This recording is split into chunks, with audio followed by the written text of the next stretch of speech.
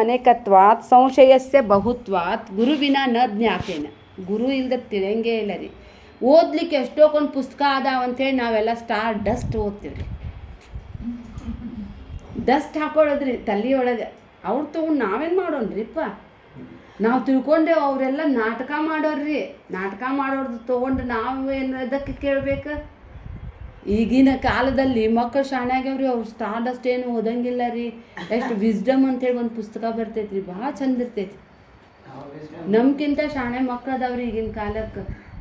ಮತ್ತು ನಾವೆಲ್ಲ ಸಿನಿಮಾಗೆ ಹೋಗಿ ಉದ್ದ ಪಾಳಿಗೆ ಹಚ್ಚಿ ಸಿನಿಮಾರ್ ನೋಡ್ತಿದ್ವು. ಸಿನಿಮಾಕ್ಕೂ ಹೋಗಂಗಿಲ್ಲ ರೀ ಈಗ. ಅಂಗೈನಾಗ ಬಂದುಬಿಟ್ಟೈತ್ರಿ ಅವ್ರಿಗೆಲ್ಲ. ಅದಕ್ಕಾಗಿ ವೇದಾಂತ ನಾವು ಅನೇಕತ್ವಾತ್ ಸಂಶಯಸ್ಯ ಬಹುತ್ವಾತ್ ಗುರುವಿನ ನ ಜ್ಞಾತೇನ. ಗುರು ಇಲ್ಲದೆ ಗೊತ್ತಾಗಂಗಿಲ್ಲ ರೀ. ಅದಕ್ಕಾಗಿ ಅವ್ರು ಹೇಳ್ತಾರೆ, ಸ್ವತಂತ್ರವಾಗಿ ವೇದಾಧ್ಯಯನ ಮಾಡಿದ್ರೆ ಸಂಶಯಗಳು ಭಾಳ ಬರ್ತಾವ್ರಿ. ಸಂಶಯ ನಿವಾರಣೆ ಆಗಲಿಲ್ಲ ಅಂದ್ರೆ ಮಹತೋ ವಿನಶ್ಯತಿ. ಸುಮ್ಮನೆ ಓದದೇ ಇರೋದು ಸುಖಾರಿ. ಮತ್ತು ನಾವು ಓದೇವ್ರಿ ಅಂಥೇಳಿ ತಪ್ಪಾಗಿ ತಿಳ್ಕೊಂಡು ಅದನ್ನು ತಪ್ಪಾಗಿ ಹೇಳಿದ್ರೆ ಇನ್ನೂ ಡೇಂಜರ್. ಹಾಫ್ ನಾಲೆಜ್ ಭಾಳ ಡೇಂಜರ್ ರೀ. ಅದಕ್ಕಾಗಿ ಅವ್ರು ಹೇಳ್ತಾರೆ, ನಿಮ್ಮ ಜೀವನಕ್ಕೆ ಒಂದು ಚೌಕಟ್ಟನ್ನು ಹಾಕಿಕೊಳ್ಳಿರಿ. ಆ ಚೌಕಟ್ಟಿನಲ್ಲಿ ಇಷ್ಟು ಪುಸ್ತಕ ಅಂತ ಇಟ್ಕೋರಿ, ಅದನ್ನು ಮಾಡಿ ಮುಗಿಸಿ ಸಾಕು. ಅದಕ್ಕಾಗಿ ಏನನ್ನು ಓದಬೇಕು ಅಂತ ಹೇಳಿದರೆ, ನಾನು ಯಾರಂತ ತೋರಿಸುವಂಥ ಪುಸ್ತಕನ ನಾವು ಓದಬೇಕ್ರಿ. ಅದು ಎಂಡ್ ಎಲ್ಲಿ ಆಗ್ಬೇಕಂತ ಹೇಳಿದ್ರೆ ಅದು ನನ್ನಲ್ಲೇ ಆಗಬೇಕು. ಅದನ್ನೇ ಸಿದ್ಧಾರೂಢ ಅಜ್ಜಾರು ಹೇಳ್ತಾರೆ, ಜೀವನದಲ್ಲಿ ಅವರು ಉತ್ತರಾಭಿಮುಖವಾಗಿ ಹೋಗಿ ಅವರು ಮತ್ತೆ ಎಲ್ಲಿ ಬಂದರಿಪ್ಪ, ಕೇದಾರಕ್ಕೆ ಬಂದಾರ್ರಿ. ಕೇದಾರ ಲಿಂಗವನ್ನು ಕಂಡರು. ಕೇದಾರದ್ದರ ಎಷ್ಟು ಮಹಿಮಾ ಅದ ರೀ. ನೀವು ಹೋಗಿ ಬಂದಿರಿ, ಸಾಕು ರೀ, ಧನ್ಯ. ಅದನ್ನರಿಗೆ ಅದು ಕರೋನಾ ಬಂದಾಗ ನನಗೆ ಅನ್ನಿಸ್ತೀನಿ, ನಾರು ಕೇದಾರ ನೋಡೇನೆ ಹೋದ್ರು ನಡಿತೈತೆ ಅಂತೇಳಿ ಹೋಗಿ ಬಂದೇನೆ. ಸ್ವಾಮೀಜಿಯವ್ರ ಜೊತೆಗೆ ಹೋಗಿ ಬಂದಿದ್ದೇನೆ. ಅಂದರೆ ಕೇದಾರದ್ದು ಒಂದು ಮಹಿಮಾನ ಬೇರೆ ಅದ ರೀ. ಅದು ಶಂಕರಾಚಾರ್ಯರ ಕೊನೆಯ ಸ್ಥಾನ ರೀ. ಅದು ಅವರು ಕೊನೆಗೆ ಅಲ್ಲೇ ಶಿವೋಹಂ ಶಿವೋಹಂ ಅದನ್ನು ಹೇಳ್ತಾನೆ ಅವ್ರು ಅದೃಶ್ಯ ಆದ್ರೆ ಅಂತ ಹೇಳ್ತಾರೆ ರೀ. ಆ ಕೇದಾರ ಇದು ಗುಡಿ ಹಿಂದೆನೇ ರೀ ಒಂದು ಸ್ವಲ್ಪ ದೂರಕ್ಕನ ಅವ್ರದ್ದು ಗುಹಾ ಐತ್ರಿ ಅಲ್ಲಿ. ನಾವು ಹೋಗಿಲ್ರಿ, ಅದನ್ನು ನೋಡ್ಬೇಕಿದ್ರು ಇನ್ನೊಂದ್ಸಲ ಒಂದ್ಸಗೆನ್. ಅದು ಭೀಮ ಬಂಡೆ ನೋಡ್ಬೇಕ್ರಿ. ಅದೂ ಆಶ್ಚರ್ಯ ಬಿಡ್ರಿ. ಇಷ್ಟು ದೊಡ್ಡ ಪ್ರಳಯ ಬಂದ್ರೆ ಆ ದೇವಸ್ಥಾನಕ್ಕೆ ಏನೂ ಆಗಿದ್ದಿಲ್ಲ. ಅದನ್ನು ಡಿಸೈನ್ ಮಾಡಿದ್ದು ಶಂಕರಾಚಾರ್ಯರಂತ್ರಿ. ಇಂಜಿನಿಯರು ಇದ್ದರು ಅವರು, ಕವಿ ಇದ್ದರು, ಫಿಲಾಸಫರ್ ಇದ್ದರು. ಖರೇನರಿ. ಅದನ್ನು ಎಲ್ಲ ಇದನ್ನು ಭಾಳ ಇಂಜಿನಿಯರ್ ಬಂದು ಅದರದ್ದು ಎನ್ಕ್ವೈರಿ ಮಾಡಿದ್ರಿ. ಅವನ್ನ ಸ್ವಸ್ತಿಕ್ ಆಕಾರದ ಕಲ್ಲದಾವಂತ್ರಿ. ಅವು ಒಂದರಲ್ಲಿ ಒಂದು ಸಿಮೆಂಟ್ ಇಲ್ಲ, ಉಸುಕಿಲ್ಲ, ಏನಿಲ್ಲ. ಒಂದರಲ್ಲಿ ಒಂದು ಲಾಕ್. ಅದು ಸಹಿತ ಅಷ್ಟು ಜೋರು ಬಂದರೂ ಸಹಿತ ಅದು ಬಂದು ಅಲ್ಲೇ ಕೂಡ್ಬೇಕಂದ್ರೆ ಎಂಥ ಒಂದು ವೈಶಿಷ್ಟ್ಯ. ಒಂದು ಇನ್ನೂ ಆಸ್ತಿಕ ಜನರಿಗೆ ಇನ್ನೂ ಶ್ರದ್ಧಾ ಹೆಚ್ಚಾತ್ರಿ ಅದು. ಅಲ್ಲೇ ಆದಿಗುರು ಶಂಕರಾಚಾರ್ಯರಿಗೆ ಕಾಶ್ಮೀರದ ರಾಜ ಒಂದು ಸ್ಫಟಿಕಲಿಂಗ ಕೊಟ್ಟಿದ್ದಿತ್ರಿ. ನೋಡಿರ್ಬೇಕು ನೀವು. ಶಂಕರಾಚಾರ್ಯರ ಗುಹಾದಲ್ಲಿ ಇಂಥ ದೊಡ್ಡದಿತ್ರಿ. ಅದು ನೀರಿಂದ ಪ್ರಳಯ ಬಂತಲ್ರಿ, ಅದು ಎಲ್ಲಿ ಕೊಚ್ಕೊಂಡು ಹೋತು ಗೊತ್ತಾಗಲಿಲ್ಲ. ಮತ್ತು ಯಾವಾಗ ಪ್ರಕಟ ಆಗ್ತೈತೋ ಗೊತ್ತಿಲ್ಲ. ಅದಕ್ಕಾಗಿ ಇಲ್ಲೇ ಅವರು ಕೇದಾರಕ್ಕೆ ಹೋಗ್ತಾರೆ. ಕೇದಾರಕ್ಕೆ ಹೋಗಿ ಅವರು ಇದನ್ನು ಭಾಳ ಅಲ್ಲೇ ಅನೇಕ ಸಾಧು ಸಂತರ ಜೊತೆಗೆ ಡಿಸ್ಕಸ್ ಮಾಡಿದ್ದದ ರೀ. ಭಾಳ ಅದ ಇಲ್ಲಿ. ಪ್ರಮಾಣ, ಪ್ರಮೇಯ, ಸಂಶಯ, ಪ್ರಯೋಜನ, ದೃಷ್ಟಾಂತ, ಸಿದ್ಧಾಂತ, ಅವಯವ, ತರ್ಕ, ನಿರ್ಣಯ, ವಾದ, ಜಲ್ಪ, ವಿತಂಡ, ಹೇತ್ವಾಭಾಸ, ಛಲ, ಜಾತಿ, ನಿಗ್ರಹ ಸ್ಥಾನಗಳೆಂಬ ಷೋಡಶ ಪದಾರ್ಥಗಳಿರುವವು. ಜಗನ್ನಾಥ ಭಟ್ಟನು ಹೀಗೆಂದನು. ಅಂದರೆ ನೀನು 16 ಪದಾರ್ಥಗಳೆನ್ನುವೆಯೋ ಅವು ನಮ್ಮ 7 ಪದಾರ್ಥಗಳಲ್ಲಿ ಅಂತರ್ಭಾವವಾಗುವವು. ಅದರಲ್ಲಿ ವಾದ ಮಾಡುವಾಗ ಅವಧೂತರು ಅಂದುಕೊಂಡದ್ದೇನೆಂದರೆ, ಅನಿತ್ಯ ವಸ್ತುಗಳ ವಿಚಾರವನ್ನು ಮಾಡುತ್ತಲಿದ್ದರೆ ಇವರ ಆಯುಷ್ಯವೆಲ್ಲ ವೆಚ್ಚ ಮಾಡಿದಂತೆ ಅಂತಾರೆ ಸಿದ್ಧಾರೂಢಜ್ಜ. ಇವರು ಅತೀ ನಾವು ಓದಿದ್ರೂ ರೀ ನಮಗೆ ಪಾಂಡಿತ್ಯ ಐತಂತ ತೋರ್ಸಕ್ಕೆ ಹೋಗ್ಬಿಡ್ತಾರೆ. ಪಾಂಡಿತ್ಯದಲ್ಲಿ ವಾದ, ವಿವಾದ, ಜಲ್ಪ, ವಿತ್ತಂಡ ಇವೆಲ್ಲ ಅದರಲ್ಲೇ ನಿಮ್ದು ಆಯುಷ್ ಕಳೆದುಬಿಟ್ರೆ ನಿಜವಾಗಿ ಇದ್ದಿದ್ದನ್ನು ಯಾವಾಗ ತಿಳ್ತೀರಿ ನೀವು ಅಂತ ಹೇಳ್ತಾರೆ. ಖರೇನ ರೀ. ಎಷ್ಟು ತತಕಿಮ್ ಅಂತಾರಲ್ರಿ. ನಾವು ಇದನ್ನು ಟ್ರ್ಯಾಕಿಂಗ್ ಮಾಡಿ ಬಂದ್ವಿ, ಅದನ್ನು ಎದಕ್ಕೆ ಮಾಡಕ್ಕೆ ಹೋಗ್ಬೇಕು ಅನ್ನಿಸ್ತೈತಿ ರೀ. ಅದಕ್ಕಿಂತ ಎಷ್ಟೋ ಸೀದಾ ಹೋಗಕ್ಕೆ ಈಗ ದಾರಿ ಅದ ರೀ ಈಗ ಮಕ್ಳಿಗೆ. ಇಲ್ಲ ರೀ ಇವರು ಅಡ್ಡ ದಾರಿನಾಗ ಹಿಡಿಯೋರು. ಒಂದು ಸಲ ಹೋಗಿ ಬಂದಿರ್ತಾರೆ ರೀ ಬೇಸಿಗೆಗಾಲಕ್ಕೆ, ಆಮೇಲೆ ಮಳೆಗಾಲಕ್ಕೂ ಹೋಗ್ತಾರೆ ರೀ. ಅವು ನೀರೆಲ್ಲ ಹಿಡಿದು ಬಿಟ್ಟಿರ್ತಾವೆ ರೀ. ಅವ್ರು ಹೋಗಿದ್ದ ದಾರಿಗೆ ಹೋಗಿಬಿಡ್ತಾರೆ. ಅದು ಕಲ್ಲು ಕುಸಿದು ಎಷ್ಟು ಮಂದಿ ಟ್ರ್ಯಾಜಿಡಿ ಮಾಡ್ಕೋತಾರೆ ರೀ ಲೈಫ್. ಅದನ್ನು ಸಿದ್ಧಾರೂಢ ಇದನ್ನು ಹೇಳಕತ್ತಾನ್ರಿ. ಶಾಸ್ತ್ರಗಳನ್ನು ಕೂಡ ನಾನಾ ಶಾಸ್ತ್ರಗಳನ್ನು ಇನ್ನೊಬ್ಬರಿಗೆ ತರ್ಕ ವಿತರ್ಕವನ್ನು ಮಾಡಲಿಕ್ಕೇ ನಿಮ್ಮ ಜೀವನವನ್ನು ಸವಿಸಿದರೆ ಸತ್ಯವಾದದ್ದನ್ನು ನೀವು ಯಾವಾಗ ತಿಳ್ಕೊಬೇಕಂತೇಳಿ ಅವ್ರ ಬಗ್ಗೆ ಇವ್ರು ಚಿಂತಿಸ್ತಾರ್ರಿ. ಅವರಿಗೆ ನಾನು ಅದು ಅಲ್ಲ ಅಂತ ಹೇಳಿದ್ರೆ ತಿಳ್ಕೊಂಡ್ರೆ ಅಲ್ಲ ಅಂತ ಅನ್ನಂಗಿಲ್ಲ ರೀ. ನಾವು ನಡೆದಿದ್ದ ದಾರಿ ಅಂತಾರ್ರಿ. ಅಹಂಕಾರ ಇದ್ದವರಿಗೆ ನಾವು ನಡೆದಿದ್ದ ಸರಿ ಅಂತಿರ್ತಾರೆ. ಅದಕ್ಕಾಗಿ ಸ್ವಾಮೀಜಿ ಸಿದ್ಧಾರೂಢಜ್ಜ ಹೇಳ್ತಾರೆ, ನೋಡ್ರಿಪ್ಪ, ಏನಾರ ಇರಲಿ ಈ ಜಗತ್ತಿನಲ್ಲಿ ಕಂಡಿದ್ದು ತೋರಿದ್ದೆಲ್ಲವೂ ಜಡ ಅದ. ಅದಕ್ಕಿರುವಂತಹ ಏಕಮೇವ ಅಂತ ಹೇಳಿದ್ರೆ ಇರೋದು ಏಕಮೇವ, ಏಕಂ ಏವ ಏಕ, ಒಂದನ್ನು ಬಿಟ್ಟು ಮತ್ತೊಂದು ಇಲ್ಲ. ಇಷ್ಟ ಹಿಡ್ಕೊಂಡ್ಬಿಡ್ರಿ ಸಾಕು. ಇಷ್ಟು ತಿಳಿದ್ರೆ ಎಲ್ಲವನ್ನೂ ತಿಳಿದಂತೆ. ಸ್ವರ್ಣಕ್ಕೆ ಹೋಗಿ ಸ್ವಾಮೀಜಿಯವ್ರಿಗೆ ಇನಾಗ್ರೇಷನ್ ಕರೆದಿದ್ರಂತ್ರಿ ಹೊಸ ಮಳಿಗೆ ಅಂಥೇಳಿ. ಸ್ವಾಮೀಜಿ ದೇಕೋ ಮೇರಾ ದುಕಾನ್ ಇದರದ್ದು ಮಾಡೇನಂತೇಳಿ ತೋರಿಸಿದ ನಂತರ ಅವ್ರು ಹೇಳಿದ್ರಂತೆ ಸ್ವಾಮೀಜಿ ಇದ್ರಾಗ ಏನಾರ ಒಂದು ತೊಗೋರಿ ಸಾಕು, ಇವತ್ತು ಬಂದಿರಿ ನೀವು ಕಾಲು ಹಾಕಿರಿ, ಇದ್ರಾಗಿಂದ ಏನಾರ ತೊಗೋರಿ. ಆವಾಗ ಸ್ವಾಮೀಜಿಯವ್ರು ಅಂದ್ರಂತ, ಇದ್ರಾಗಿದ್ದಿದ್ದು ಬಂಗಾರ ಒಂದೇ ಕೊಡಪ್ಪ, ಆಭರಣ ನೀ ಇಟ್ಕೊ. ಎಲ್ಲ ಕೇಳ್ದಂಗ್ರಿ. ಹಾಗೆ ಜಗತ್ತಿನಲ್ಲಿ ಇರೋ ಪರಮಾತ್ಮ ಒಬ್ಬನೇ ಇದ್ದಾನೆ. ಅವನು ಒಬ್ಬನಿಗೆ ಹಿಡ್ಕೊಂಡ್ಬಿಟ್ರೆ ಮುಗಿತಪ್ಪ. ನೀವು ಎದಕ್ಕೆ ಹಿಂಗೆ ವಾದ ವಿವಾದ ಮಾಡ್ತಾ ಇದ್ದೀರಿ? ಕರ್ಮ ಉಪಾಸನೆ ಸಹಾಯದಿಂದ ನೀವು ಜ್ಞಾನ ಮತ್ತು ಮೋಕ್ಷಕ್ಕೆ ಅಧಿಕಾರಿ ಆಗಬೇಕು. ಜ್ಞಾನಾದೇವತು ಕೈವಲ್ಯಂ ನಹಿ ಜ್ಞಾನೇನ ಪವಿತ್ರಮಿದಮುತ್ತಮಂ. ಜ್ಞಾನಕ್ಕಿಂತ ಪವಿತ್ರವಾದದ್ದು ಯಾವುದು ಇನ್ನೊಂದು ಇಲ್ಲ. ಇದಕ್ಕೆ ನೀವು ನಾ ಸತ್ಯ ನೀ ಸತ್ಯ ಅಂಥೇಳಿ ಬಡ್ದಾಡ್ತೀರಿ. ದ್ವೈತನೂ ಇಲ್ಲ ರೀ, ಅದ್ವೈತ ಹೇಳಬೇಕಾಗೇನೂ ಇಲ್ಲ ರೀ. ನಾ ಅದ್ವೈತ ಅಂತ ಹೇಳಿದರೆ ನಾನು ನಿಮ್ಮಿಂದ ಬೇರೆ ಆದ್ರೆ ನಾನು ಅದ್ವೈತ ಆದಂಗೆ ರೀ. ಅದಕ್ಕೆ ಇದು ಹೇಳುವ ಮಾತಲ್ಲ, ಇದು ತಿಳಿಯುವ ಮಾತು ರೀ. ಅದು ಹೀಗಾಗಿ ಈ ಜಡ ಸಾಧನವೆಲ್ಲ ಬಿಟ್ಟು ಬಿಡ್ರಿ ಅಂಥೇಳಿ ಮುಂದೆ ಅವರು ಕಾಶಿಗೆ ಬರ್ತಾರೆ. ಕಾಶಿ ಒಳಗೆ ಭಾಳ ದಿನ ಇರ್ತಾರೆ ಅವರು.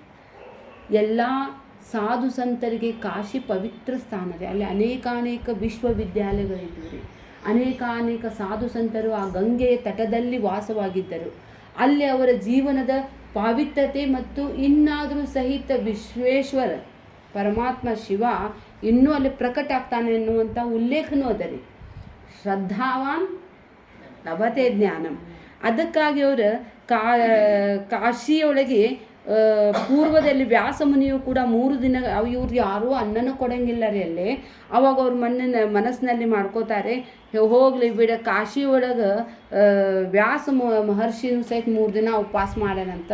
ನಾನು ವ್ಯಾಸ ಮಹರ್ಷಿ, ನಾವು ಚಲೋನ ತಿಳ್ಕೊಬೇಕ್ರಿ. ಹಮ್ಮೆ ಜೈಸಿ ಬಾತೆ ಹೈ ಸಬ್ ಮೇ ಹೈ ಕಹಾ ಉದ್ಧರೇತ ಆತ್ಮನಾತ್ಮಾನಂ. ಅವ್ರ ಅನ್ನವನ್ನು ಸಿಗದೇ ಇದ್ದರೂ ಸಹಿತ ಅವ್ರು ಏನೂ ಬೇಜಾರು ಮಾಡ್ಕೊಳಂಗಿಲ್ಲ ರೀ. ಬೇಜಾರು ಮಾಡ್ಕೊಳಂಗಿಲ್ಲ. ಆದರೂ ಸಹಿತ ಯಾರೋ ಊಟಕ್ಕೆ ಹೋಗ್ತಾ ಇರ್ತಾರೆ, ಒಬ್ರು ಹೇಳ್ತಾರೆ ಅಲ್ಲೇ ಭಿಕ್ಷಾ ಕೊಡ್ತಾ ಇದ್ದಾರೆ ಬಾರಪ್ಪ ಅಂಥೇಳಿ. ಇರಲಿ ಬಿಡಿ, ಇಲ್ಲೇ ಶಿವಾನ ಭಿಕ್ಷಾ ಬೇಡಾನಂತ ನನಗೇನಂತೇಳಿ ಭಿಕ್ಷಾಂದೇಹಿ ಕೃಪಾವಲಂಬನ ಕರಿ ಮಾತಾ ಅನ್ನಪೂರ್ಣೇಶ್ವರಿ ಕಡೆ ಹೋಗೋಣಂತೇಳಿ ಬಂದು ಕೂಡ್ತಾರೆ ರೀ. ಕುಂತ ಕೂಡಲೇ ಅಲ್ಲಿ ಬ್ರಾಹ್ಮಣ ಪಂಕ್ತಿ ಇರ್ತೈತ್ರಿ. ಇವ್ರು ನೋಡಿದ ಕೂಡಲೇ ಜನಿವಾರ ಇಲ್ಲ ಅಂದಿದ್ದಕ್ಕೆ ಅವ್ರು ಬಾಗಿಲದಲ್ಲಿ ಕೂಡಿಸ್ತಾರೆ. ಅವ್ರು ಒಳಗೆ ತೊಗೊಳಂಗಿಲ್ಲ. ಆಮೇಲೆ ಅವ್ರಿಗೆ ಇದನ್ನು ಬಾಳೆ ಎಲೆ ಇಡ್ತಾರೆ, ಊಟಕ್ಕೆ ಕೊಡ್ತಾರೆ. ಇವರು ಸುಮ್ಮನೆ ಊಟ ಎಲ್ಲಿ ಕೊಟ್ಟರು ಸಹಿತ ಹೊಟ್ಟೆ ತುಂಬ್ತಿರ್ತಂತೆ ಊಟ ಮಾಡ್ತಾರೆ. ಊಟ ಮಾಡಿದ ಕೂಡಲೇ ಒಬ್ಬನು ಬಂದು ಹೇಳ್ತಾನೆ, ಏ ಭೂವಿ ಅದು ಎಲೆ ತೆಗೆದು ಚಲ್ಲಿ ಹೋಗು ಅಂತ ಹೇಳ್ತಾನೆ.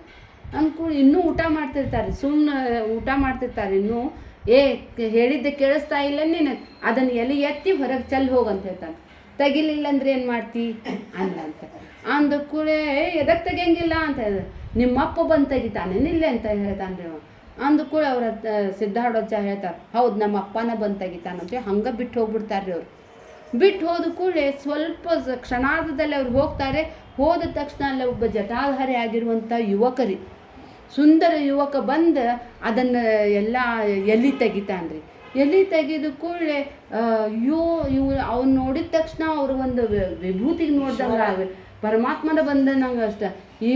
ನೀವು ಎದಕ್ಕೆ ತೆಗಿತೀರಿ, ಜಟಾಧಾರಿ ಇದ್ದಾನಲ್ಲ ನೀವು ಎದಕ್ಕೆ ತೆಗಿತೀರಿ ಅಂತ ಕೇಳ್ಕೊ, ಹೌದಯ್ಯಪ್ಪ ನನ್ನ ಮಗ ಹುಚ್ಚ ಮಗ ಅದಾನ ಅವನೊಬ್ನ, ಅದಕ್ಕಾಗಿ ಬಿಟ್ಟು ಹೋಗ್ಯಾನ, ಮತ್ತು ನಾ ತೆಗಿಲಿಲ್ಲ ಅಂದ್ರೆ ಯಾರು ತೆಗಿಬೇಕು, ಅವನ ಅಪ್ಪನ ನಾನು ಅಂತೇಳಿ ತೊಗೊಂಡು ಹೋಗ್ತಾರೆ. ಹೋದ ತಕ್ಷಣ ಬ್ರಾಹ್ಮಣ ಇವನು ಎಲ್ಲಿ ಚೆಲ್ತಾನು ಅಂತ ನೋಡಕ್ಕೆ ಹೋದರೆ ಅಲ್ಲಿ ಅನ್ನಪೂರ್ಣೇಶ್ವರಿ ದೇವಸ್ಥಾನದಲ್ಲಿ ಒಬ್ಬ ಸರ್ವಾಭರಣ ಹಾಕಿಕೊಂಡಿರುವಂತಹ ತಾಯಿ ಜಗನ್ಮಾತನೇ ಹೊರಗೆ ಬಂದು, ಅರೇ ರೇ ಈಗ ಚೆಲ್ಬೇಡ್ರಿ, ಅದ್ರಿಗೆ 4 ಅಗಳ ನನಗೆ ತಿನ್ನಕ್ಕೆ ಕೊಡ್ರಿ ಅಂತ ಹೇಳ್ತಾಳ್ರಿ ಆಕಿ. ಅಂದರೆ ಸಾಧು ಸಂತರ ಒಂದು ಅನ್ನವನ್ನು ನಾವು ಸ್ವೀಕಾರ ಮಾಡಿದರೂ ಸಹಿತ ಅಮೃತವನ್ನು ತಿಂದನ್ರಿ. ಅವಾಗ ಅವ್ರಿಗೆಲ್ಲ ಅಗಾಧ ಅನ್ನಿಸ್ಬಿಡ್ತೈತಿ. ಆಮೇಲೆ ಅದನ್ನು ಚೆಲ್ಲಿ ಆಕಿ ನೀರು ಹಾಕ್ತಾಳೆ ಜಟಾಧಾರಿ ಕೈಗೆ. ಅವನು ತೊಳೆದುಕೊಂಡು ಅವನ 2 ಮಂದಿ ಅದೃಶ್ಯ ಆಗ್ತಾರೆ ಅಂತ ಹೇಳ್ತಾರೆ. ಅಂದ ತಕ್ಷಣ ಅವ್ರಿಗೊಂದು ಮಿರಾಕಲ್ ಆದಂಗೆ ಆಗ್ತೈತಿ. ಈಗ ಬಂದವನು ಮಹಾನುಭಾವ ಇದ್ದ, ನಾವೆಲ್ಲ ಎಂಥ ತಪ್ಪು ಮಾಡಿದ್ವಿ, ಆದರೂ ಈಗ ಹೋಗಿದ್ದಾನವನು, ಎಲ್ಲಿ ಹೋಗಿದ್ದಾನೆ ತಡಿ ಅಂಥೇಳಿ ಅವ್ರಿಗೆ ಬೆನ್ನು ಹತ್ತಿ ನೋಡ್ತಾರೆ. ಅವಾಗ ಸಿದ್ಧಾರೂಢಜ್ಜ ಮಣಿಕರ್ಣಿಕಾ ಘಾಟದಲ್ಲಿ ಕೂತಿರ್ತಾರೆ, ಆರಾಮ್ ಕೂತಿರ್ತಾರೆ.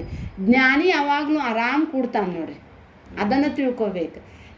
ಎಲ್ಲಿರ್ತಾರೆ ಹೇಗಿರ್ತಾರಲ್ರಿ ಆ ಸ್ಥಾನವನ್ನು ಆಸ್ವಾದಿಸ್ತಾರೆ. ಕೂತಿರ್ತಾನೆ, ಅವಾಗ ಅವ್ರು ಬಂದು ಹೇಳ್ತಾರೆ, ಕ್ಷಮಾ ಮಾಡಬೇಕಪ್ಪ, ನಮಗೆ ನೀ ಜ್ಞಾನಿ ಅನ್ನೋದು ಗೊತ್ತಾಗಲಿಲ್ಲ, ನಮ್ಮ ಮಠಕ್ಕೆ ಬಂದು ನಮಗೆಲ್ಲರಿಗೂ ಪ್ರವಚನ ಹೇಳಬೇಕು ಅಂಥೇಳಿ ಅವ್ರ ಕಡೆಯಿಂದ ಪ್ರವಚನವನ್ನು ಅವರು ಸಹಿತ ಕಾಶಿಯಲ್ಲಿ ಕೇಳ್ತಾರೆ. ಕೇಳಿದ ನಂತರ ಸಿದ್ಧಾರೂಢಜ್ಜರು ಮನೀಷಾ ಪಂಚಕಮದ ಬಗ್ಗೆ ಮಾತಾಡ್ತಾರೆ ಅಂತ ಹೇಳ್ತಾರೆ. ಮನೀಷಾ ಪಂಚಕಮ್ ಅಂಥೇಳಿ ಒಂದು ಚಾಂಡಾಲೋಸ್ತು, ದ್ವಿಜೋಸ್ತು, ಗುರು ರಿತ್ತೇ ಶಾಮಮ್ಮ ಅಂತದರಿ. ಆದಿಗುರು ಶಂಕರಾಚಾರ್ಯರಿಗೂ ಸಹಿತ ಯಾವಾಗೋ ಜ್ಞಾನಿಗಳಿಗೂ ಕೂಡ ಒಂದು ಸ್ವಲ್ಪ ಅಹಂ ಬಂದಿರ್ತೈತಿ, ಯಾವಾಗಾರು ಬಂದಿರ್ತೈತ್ರಿ. ಆವಾಗ ಸಾಕ್ಷಾತ್ ವಿಶ್ವೇಶ್ವರನೇ ಚಂಡಾಲನ ರೂಪದಿಂದ ಅವರು ಗಂಗಾ ನದಿಯಲ್ಲಿದ್ದಾಗ ಆ ಚಂಡಾಲ ಮೇಲಿನಿಂದ ಕೆಳಗಿಳಿದು ಬರ್ತಾನೆ. ಬಲ್ಕು ಸರಿ ದೂರ ಸರಿ ಅಂತ ಹೇಳಿದ ಕೂಡಲೇ ಅವಾಗ ಚಂಡಾಲ ಹೇಳ್ತಾನೆ, ಯಾರಿಂದ ದೂರ ಸರಿಬೇಕು ಹೇಳಿ ಅಂತ ಹೇಳ್ತಾರೆ. ಆ ಚಂಡಾಲನು ನಾಯಿಗಳನ್ನು ಹಿಡ್ಕೊಂಡಿರ್ತಾನೆ, ಮಲಿನ ವಸ್ತ್ರಗಳನ್ನು ಧರಿಸಿರ್ತಾನೆ, ಜಟಾಧಾರಿಯಾಗಿರ್ತಾನೆ, ಮಾಂಸದ ತುಂಡನ್ನು ತಿಂತಿರ್ತಾನೆ. ತಿಂತಾ ಇರೋನ್ಗೆ ಸರಿ ಅಂತ ಹೇಳಿದ ಕೂಡಲೇ ಯಾರಿಂದ ದೂರ ಸರಿಬೇಕು, ಈ ಶರೀರ ಪಾಂಚಭೌತಿಕ ಶರೀರ ಆಗಿದೆ, ನಿನ್ನ ಶರೀರವು ಪಾಂಚಭೌತಿಕ ಶರೀರ ಆಗಿದೆ, ಅದರಲ್ಲಿಂದ ನೋಡಿದ್ರೆ ನಾನು ನೀನು ಏನು ಭೇದಿಲ್ಲ, ನಿಂದು ಅಷ್ಟದ ನಂದು ಅಷ್ಟದ. ಆದರೆ ಆತ್ಮನ ದೃಷ್ಟಿಯಿಂದ ನೋಡಿದ್ರೆ ನೀನು ಆತ್ಮ ಇದ್ದಿ, ನಾನು ಆತ್ಮ ಇದ್ದಿ. ಆತ್ಮ ಸರಿಯಂಗಿಲ್ಲ, ಅದು ಅಖಂಡವಾಗಿದೆ. ಅದು ಹೇಗಾಗ್ತೈತೆ ಹೇಳಂದ ತಕ್ಷಣನೇ ಆದಿಗುರು ಶಂಕರಾಚಾರ್ಯರು ತಕ್ಷಣ ತಿಳ್ಕೊತಾರೆ. ಎದಕ್ಕಂತ ಹೇಳಿದರೆ ಇವರು ಇನ್ನೂ ಕೆಳಗಿರ್ತಾರೆ, ಅವನು ಮೇಲಿನಿಂದ ಕೆಳಗೆ ಬಂದಿದ್ದಕ್ಕನೇ ಅವತಾರ ಆಯಿತು ಅಂತ ಹೇಳ್ತಾರೆ. ಅವತರತಿ ಇತಿ ಅವತಾರ, ಮೇಲಿನಿಂದ ಕೆಳಗಿಳಿದವ್ರು ಪರಮಾತ್ಮರೇವ. ಅದಕ್ಕಾಗಿ ಆವಾಗ ಅವರು ಇದನ್ನು ಸ್ತೋತ್ರದ ಬಗ್ಗೆ ಹೇಳಿದರು. ನೀವು ಸಹಿತ ಚಾಂಡಾಲನೇ ಬಂದಿರಲಿ, ಇಲ್ಲಿ ವಿಶ್ವೇಶ್ವರನೇ ಚಾಂಡಾಲನಾಗಿ ಬಂದರೂ ಸಹಿತ ಆದಿಗುರು ಶಂಕರಾಚಾರ್ಯರೇ ಅವರಿಗೆ ಆದ ಸತ್ಕಾರದಿಂದ ನೀನು ನನ್ನ ಗುರು ಅಂತ ಸ್ವೀಕಾರ ಮಾಡಿರಿ, ನೀವು ನನಗೆ ನೋಡಿದ್ರೆ ಹಿಂಗೆ ಮಾಡಿದ್ರಿ ಅಂತ ಹೇಳ್ತಾರೆ. ಅವರ ತಪ್ಪನ್ನು ಯಾವ ರೀತಿ ತಿದ್ದಬೇಕಂತೇಳಿ ಅವರು ಸಿದ್ಧಾರೂಢರು ಅವರಿಗೆ ಸುಂದರವಾಗಿ ಉಪದೇಶ ಮಾಡ್ತಾರೆ. ಮತ್ತೆ ಮುಂದೆ ಹೋಗ್ತಾರೆ. ಮುಂದೆ ಹೋದ ನಂತರ ಧೋಧೋಕಾರ ಮಳೆ ಬರ್ತಿರ್ತೈತ್ರಿ. ಮಳೆ ಬಂದ್ರೆ ಮೊದಲಿನ ಕಾಲಕ್ಕೆ ಮನೆ ಮುಂದೆ ಒಂದು ಜಗಲಿ ಇರ್ತಿದ್ವು ರೀ, ಅದರಲ್ಲಿ ಮಾಡಿರ್ತಿತ್ರಿ. ಅದ್ರಾಗ ಒಂದು ಇದು ಅಂತ ಮಗಿ ಅಂತಾರಲ್ರಿ, ಮಣ್ಣಿನ ತಂಬಿಗೆ ಮತ್ತು ಮಣ್ಣಿನ ಪಾತ್ರೆಯಲ್ಲಿ ರೀ, ಅದರಲ್ಲಿ ನೀರು ಮತ್ತು ಅನ್ನ ಇಟ್ಟು ಮಲ್ಕೋತಿದ್ರಂತ್ರಿ ಜನ.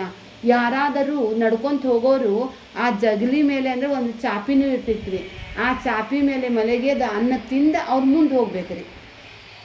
ಅವಾಗ ಮಳೆ ಭಾಳ ಜೋರು ಬರ್ತಿರ್ತೈತಿ, ಜಗಲಿ ಎಲ್ಲ ಇದಾಗ್ಬಿಟ್ಟಿರ್ತೈತಿ, ಒದ್ದೆ ಆಗಿರ್ತೈತೆ ಅಂತೇಳಿ ಸಿದ್ಧಾರೂಢ ಅವ್ರ ಮನೆಯೊಳಗೆ ಬಂದುಬಿಡ್ತಾನೆ. ಮನೆಯೊಳಗೆ ಬಂದ ಕೂಡಲೇ ಅಲ್ಲಿ ಇರುವಂತಹ ಕೆಲಸದವ್ರೇ ನಡಿ ಕಳ್ಳ ಅಂತ ಹೇಳ್ತಾರೆ. ಅವಾಗ ಆ ಮನೆ ಮಾಲಕ ಬರ್ತಾನೆ. ಬಂದ ಕೂಡಲೇ ಹೇಳ್ತಾರೆ, ಏನಪ್ಪ ಹಿಂಗೆ ಒಳಗೆ ಬಂದ್ರೆ ನಡೀತೈತೇನೆ ಅಂತ ಹೇಳಿ ಕೂಡಲೇ, ಹೌದು ನಮ್ದು ಇದು ಮುಸಾಫಿರ್ ಖಾನ ಅಂತ ಹೇಳ್ತಾನೆ ರೀ ಅವ. ಮುಸಾಫಿರ್ ಖಾನ ಇದು ನಮ್ದಿದ್ದು ಅಂತ ಹೇಳ್ತಾನೆ. ವಿಚಾರ ಮಾಡಿ ನೋಡಿದ್ರು ಯಾರು ಕಟ್ಟಿದ್ರು ಅಂತ ಹೇಳ್ತಾನೆ. ಇದು ನಮ್ಮ ಮುತ್ತಜ್ಜ ಹೋದರು, ಕಟ್ಟಿದ್ರು, ಅವ್ರು ಇದ್ರು ಹೋದರು, ನಿಮ್ಮ ಅಜ್ಜ ಇದ್ದರೂ ಹೋದರು, ನಿಮ್ಮ ಅಪ್ಪ ಇದ್ದರೂ ಹೋದರು, ಈಗ ನೀನು ಹೋಗೋಣ. ಬರ್ತಾ ಆದಮಿ ಮುಸಾಫಿರ್ ಹೈ, ಆತೆ ಹೈ ಅವ್ರು ಜಾತೆ ಹೈ. ಅದು ಹ್ಯಾಂಗಿಲ್ಲ ಅಂತ ಹೇಳಿದ ಕೂಡಲೇ ಅವನು ಧಾರ್ಮಿಕನಿರ್ತಾನೆ. ಇಂಥ ಪರಮಾತ್ಮ ನಮ್ಮ ಮನೆಗೆ ಬಂದಾನಂತೇಳಿ ಅವ್ರ ಮನೆಯಲ್ಲಿ ಕೂಡಿಸಿ ಅವ್ರ ಕಡೆಯಿಂದ ಶಾಸ್ತ್ರ ಶ್ರವಣ ಮಾಡ್ತಾರೆ. ಮಾಡಿದ ನಂತರ ಅವ್ರಿಗೆ ಮಕ್ಕಳು ಇರಂಗಿಲ್ಲ ರೀ. ಅದಕ್ಕಾಗಿ ದೇವರು ವರ ಕೊಡಲಿಲ್ಲ ಅಂದರೂ ಸಹಿತ ಜ್ಞಾನಿ ವರ ಸತ್ಯ ಆಗ್ತೈತೆ ರೀ. ಆವಾಗ ಅವರು ಆಶೀರ್ವಾದ ಮಾಡಿ ನಿಮ್ಮ ಮನೆಯಲ್ಲಿ ಮಗ ಹುಡ್ತಾನಂತೇಳಿ ಆಶೀರ್ವಾದ ಮಾಡಿ ಹೋಗ್ತಾರೆ. ಆವಾಗ ಅವರು ಯಾರ್ಯಾರಿಗೆ ಭೇಟಿ ಆಗಿದ್ರಲ್ರಿ ಎಲ್ಲರೂ ಇನ್ನೊಂದು ಸಲ ಅವ್ರಿಗೆ ನೋಡ್ಬೇಕನ್ನುವಷ್ಟು ತವಕ್ಕಿರ್ತಿತ್ತು ಅಂತೇಳಿ.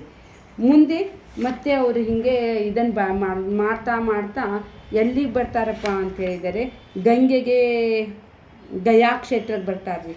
ಗಯಾ ಆದಮೇಲೆ ಅಲ್ಲೇನೂ ಸಹಿತ ಪೂರ್ವಜರ ಪಿಂಡ ಹಾಕೋದ್ರ ಬಗ್ಗೆ ಮಾತಾಡ್ತಾರೆ ಅವರು. ನಮ್ಮ ಜೀವನಕ್ಕೆ ಈ ಶರೀರ ಇರೋ ತನಕ ಈ ಶರೀರ ಯಾರ್ದ್ರಿ ನಮ್ಮ ಅಪ್ಪ ಅಮ್ಮಂದರಿದೆ. ಅವರ ರಕ್ತದಿಂದ ಅವರ ಇದರಲ್ಲಿಂದನೇ ಇದು ಬೆಳೆದಿರುವಂಥದ್ದು. ಅದಕ್ಕಾಗಿ ಅವರಿಗೆ ರಾಮಾಯಣದ ಕಥಾ ಮೂಲಕವಾಗಿ ರಾಮನೂ ಸಹಿತ ಪಿಂಡ ಪ್ರದಾನ ಮಾಡ್ತಿದ್ದ ಅಂಥೇಳಿ. ಗೃಹಸ್ಥನಾಗಿದ್ದವನು ಪಿಂಡ ಪ್ರದಾನ ಮಾಡಬೇಕ್ರಿ. ಅವರ ತಂದೆ ತಾಯಿಗಳ ನಿಮಿತ್ತದಿಂದ ಅವರು ಸತ್ತಿರುವಂಥ ತಿಥಿಗೆ ನೀವು ಯಾರಿಗೆ ಏನು ಮಾಡಲಿಲ್ಲ ಅಂದರೂ ಸಹಿತ ಗೋಗ್ರಾಸರ ಹಾಕಬೇಕ್ರಿ. ಹಾಕಿದರೆ ಅವರಿಗೆ ಮುಟ್ಟುತ್ತದೆ ಅಂತ ಹೇಳ್ತಾರೆ. ಮತ್ತೆ ಹೇಳ್ತಾರೆ ಮುಂದೆ ಭಾಳದರಿದೆ.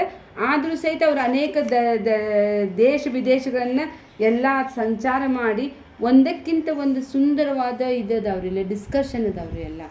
ಎಲ್ಲೆಲ್ಲಿ ಚಾರ್ವಾಕರಿಗೆ ಹೇಗೆ ಖಂಡನ ಮಾಡಿದರು, ಆಮೇಲೆ ಜೀವನದಲ್ಲಿ ಪ್ರಾರಬ್ಧದಂತೆ ಎಲ್ಲ ಆಗ್ತೈತೆ ಅಂತ ಹೇಳ್ತಾರೆ.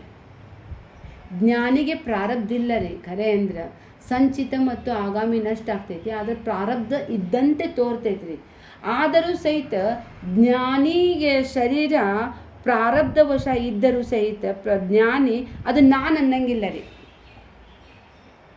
ನಾನು ಅನ್ನಂಗಿಲ್ಲ. ಎದಕ್ಕಂತ ಹೇಳಿದರೆ ಈ ಪ್ರಾರಬ್ಧದಿಂದ ಉಂಟಾಗುವಂಥ ಪಾಪಕರ್ಮ ಮತ್ತು ಪುಣ್ಯಕರ್ಮ ಜರುಗ್ತಾನೆ ಇರ್ತವೆ.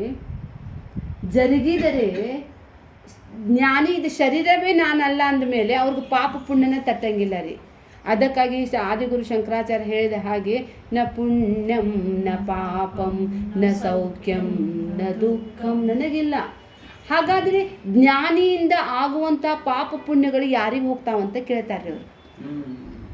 ಕೇಳಿದ ತಕ್ಷಣ ಅವ್ರು ಹೇಳ್ತಾರೆ ಜ್ಞಾನಿ ಮಾಡುವಂಥ ಆಗ್ತಾವ್ರಿ ಪಾಪ ಪುಣ್ಯ. ದಿನ ನಾವು ತಿಳಿದೂ ಪಾಪ ಮಾಡ್ತೇವೆ, ತಿಳಿಲಾರ್ದೂ ಪಾಪ ಮಾಡ್ತೇವೆ. ನಡೆದಾಡುವಾಗ ಎಷ್ಟು ಇರ್ವಿ ಕೊಲ್ತೇವೋ, ಎಷ್ಟು ಜೀವರಾಶಿ ಕೊಲ್ತೇವೋ ಗೊತ್ತಿಲ್ಲ ರೀ. ತಿಳಿದು ತಿಳಿಯಲಾರ್ದು ಎಷ್ಟು ಮಂದಿದ ಮನಸ್ಸು ನೋಯಿಸ್ತವೋ ಏನೋ ಅದು ಗೊತ್ತಿಲ್ಲ ರೀ. ಅದ್ರದ್ದು ಫಲ ಮಾತ್ರ ಬರ್ತಾವ್ರಿ. ಅವು ಫಲ ಅವ್ರ ಜೊತೆಗೇ ಇರ್ತಾವೆ. ಆ ಫಲಗಳು ಯಾನಿ ಯಾನಿ ಜ್ಞಾನಿನಃ ತಾಡಯಂತಿ ನಿಂದಯಂತಿ ತತ್ರ ಪಾಪ ಕರ್ಮ ಗಚ್ಚಂತಿ. ಯಾನಿ ಯಾನಿ ಜ್ಞಾನಿನಃ ಸ್ತುವಂತಿ ಪೂಜೆಯಂತಿ ತತ್ರ ಪುಣ್ಯ ಕರ್ಮ ಗಚ್ಚಂತಿ ಅಂತ ಹೇಳ್ತಾರೆ. ಅದಕ್ಕಾಗಿ ಜ್ಞಾನಿ ಸೇವಾ ಮಾಡ್ಬೇಕ್ರಿ. ಅವ್ರದ್ದು ಪುಣ್ಯ ಭಾಳ ಇರ್ತೈತ್ರಿ. ಅದಕ್ಕಾಗಿ ಅವ್ರ ಪುಣ್ಯ ನಮಗೆ ಸಿಗ್ತೈತೆ ಅಂಥೇಳಿ. ಅದಕ್ಕಾಗಿ ಜ್ಞಾನಿಗಳಿಗೆ ಯಾರೇ ಕೇಸರಿ ಬಟ್ಟೆ ಹಾಕ್ಕೊಂಡಿರಲಿರಿ ಅವ್ರಿಗೆ ನಾವು ತುಚ್ಛವಾಗಿ ಕಾಣಬಾರ್ದ್ರಿ. ಆ ಜ್ಞಾನಿಯ ಜ್ಞಾನವನ್ನು ತಿಳ್ಕೊಬೇಕಂದ್ರೆ ನಮ್ಮದು ಎಷ್ಟೋ ಬುದ್ಧಿ ಚುರುಕಿರ್ಬೇಕು. ಅದಕ್ಕಾಗಿ ಸಿದ್ಧಾರೂಢ ಹೇಳ್ತಾರೆ ಜೀವನದಲ್ಲಿ ನಾವು ಜ್ಞಾನಿಗಳ ಸೇವೆ ಮಾಡಬೇಕು. ಕೆಲವು ಕಾಲ ಅವರು ಆ ವೈರಾಗ್ಯದಿಂದಲೇ ಇದ್ದರು. ಮತ್ತು ಅವರ ಪ್ರಾರಬ್ಧಕ್ಕನುಸಾರವಾಗಿ ಅವರಿಗೆ ಯಾರ್ಯಾರು ಏನೇನು ಮಾಡಿದ್ರಲ್ರಿ ಅವ್ರವ್ರಿಗೆಲ್ಲ ಫಲಗಳನ್ನು ಕೊಡ್ತಾನೆ ಹೋದರು. ಶ್ರೀಶೈಲಕ್ಕೆ ಬಂದರು.